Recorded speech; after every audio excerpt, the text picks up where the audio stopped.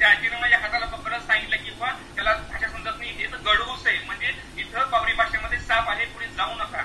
म्हणजे अशा अडचणीला आम्हाला सामोरं जावं लागलं.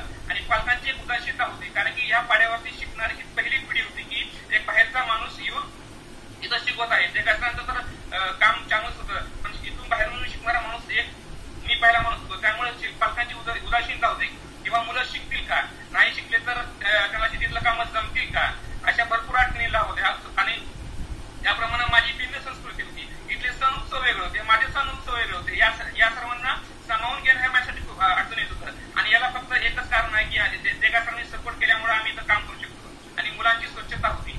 मग देगा सरांनी आम्ही विचार केला की मुलांना स्वच्छतेविषयी धडे द्यायचे, त्यांची कटिंग करणं सुरुवात केली. असे विविध अडचणीला आम्हाला त्यावेळेस सामोरं जावं लागलं. So yes, so thank you sir. So Nagaraj sir actually came from a very different background, and what he actually joined the school, he realized he had to walk 6 kilometers, and it was not a normal road. He had to actually cross 3 river streams and then reach the school. And when they reached the school did not even have a proper infrastructure. They were actually teaching children in a small house. The major challenge that the teachers faced there was language, because this is a remote village in the mountain range of Satpura, and where the tribal languages are being spoken. So he was the first teacher who came from an outside village, and then he is now he's going to be the teacher here, and that became a barrier for the parents and him. And he and Mr. Paura, both of them together, started communicating with the parents. Now that was one challenge with the language, and he had some funny and frustrating experiences also. The other thing that he also felt that the children's living conditions, the children were, he realized that the children were not coming to the school clean, their clothes were torn, and he felt that this is a big challenge. So even though he felt that the life was going to be difficult, but he continued to stay there. So now let us see that how did he actually overcome these challenges, and what was it that he did that actually built trust in the community. So sir, तुम्ही हे सांगाल का की या सगळ्या अडचणी होत्या, भौगोलिक अडचणी होत्या, भाषेची अडचण होती, तर त्याच्यामध्ये तुम्ही कुठल्या गोष्टींवर पहिलं काम करायला सुरुवात केली आणि काय महत्वाचं वाटलं तुम्हाला? जेव्हा विचार केला की आपण आपल्या इथं कामाची सुरुवात करायची आहे, देगा सरांना सांगितले की सर मला इथं काम करायचं असेल तर मला भाषा शिकली पाहिजे. सुरुवातीला मी इथली जी बोली भाषा होती ती आत्मसात करायला सुरुवात केली. देगा सरांकडून मी जी मला दैनंदिन जीवनामध्ये लागणारे छोटे छोटे शब्द आहेत, वाक्य आहेत, म्हणजे इकडे ये, इकडं बस, हे पावरी भाषेमध्ये काय असतं हे लिहून घ्यायला सुरुवात केली वहीमध्ये. कारण की त्याचं असं होतं की एक दिवस देगा सर बाहेरगावी गेले होते रजेवरती, आणि खिचडीमध्ये आम्ही शेंगदाणे टाकले होते, आणि आमच्या मराठी भाषेमध्ये शेंगदाणे म्हणतात आणि पावरी भाषेमध्ये त्याला मुंग्या म्हणतात. मुलं सांगायची की मध्ये मुंग्या आहेत. मग मी विचार करते मध्ये मुंग्या किडे कसं आहेत, मी हा विचार करायचो. मग देगा सर एक दिवस आले, दुसऱ्या दिवशी आले, मग देगा सरांना सांगितलं सर मध्ये मुंग्या आहेत सांगतात मुलं. मग देगा सरही मोठ्याने हसायला सुरुवात केली. सर हे मुंग्या म्हणजे शेंगदाणे आहेत. म्हणजे वाटलं की नाही, मग इथली भाषा या मुलांची शिकली पाहिजे. मग सुरुवात केली. बोली भाषा संपर्कात वाढल्यामुळे पालकांशी आम्ही बोलू लागलो.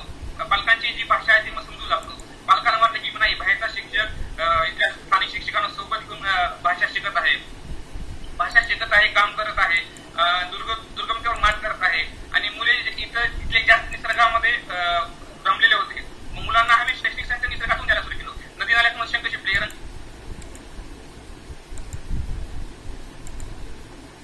दगड गोळा करायला सांगितलं मुलांना, बांबूच्या काड्या गोळा केल्या, बिया वनस्पतीच्या बिया गोळा करायला, रंगीत फुलं गोळा करायला सांगितले. मुलांना वाटलं की बुवा नाही सर, हे जे आहेत ते आपल्या निसर्गातल्या किंवा आम्ही रोज ज्या वस्तू पाहतो त्या वस्तू आम्हाला हातामध्ये देऊन आम्हाला शिकवत आहेत. त्याप्रमाणे शैक्षणिक साहित्याचा पण चांगला वापर केला. अशा प्रकारे आम्ही विविध समस्यावर मात केली.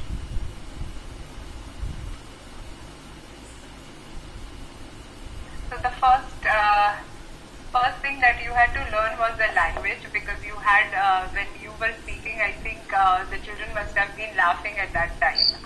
But you realize that if you wanted to communicate with children and the parents, you had to learn the language. So he started learning the tribal language of the community. He also started, we can see from the photographs here that he started visiting parents' homes, and then that gave community some confidence that this person who's coming, who's not from our village, is taking interest in us. You can see one photograph where Nagarkar sir is actually trying to learn the traditional instrument of the village. He's trying his hand at the drum. So he started learning all the traditional practices because he felt that he had to understand the culture and the tradition, and that goes beyond the language. Paura sir and Nagarkar sir both, they started taking care of children. So the children who were coming to school, they started cutting their hair, they started teaching them cleanliness habits, and started stitching their clothes as well. Now that must have not been easy for someone who had never experienced something like this. He was also joined by his two co-teachers in 2018, and our next speaker is Lakshmiputra Upin sir. He joined in 2018. He is also fluent in the tribal languages. Let us ask him that when he joined, things had started changing in Kaliketpada. So what was his experience, and how does he think that the transformation has taken place in the village and also in him, or also in the teacher? Sir आम्हाला हे सांगाल का की तुम्ही 2018ला तिथे आला, तुम्ही आणि पावरा सर सुद्धा, आणि त्या परिस्थितीमध्ये बदल घडून यायला लागलेला होता, पालकांची मानसिकता बदलली होती.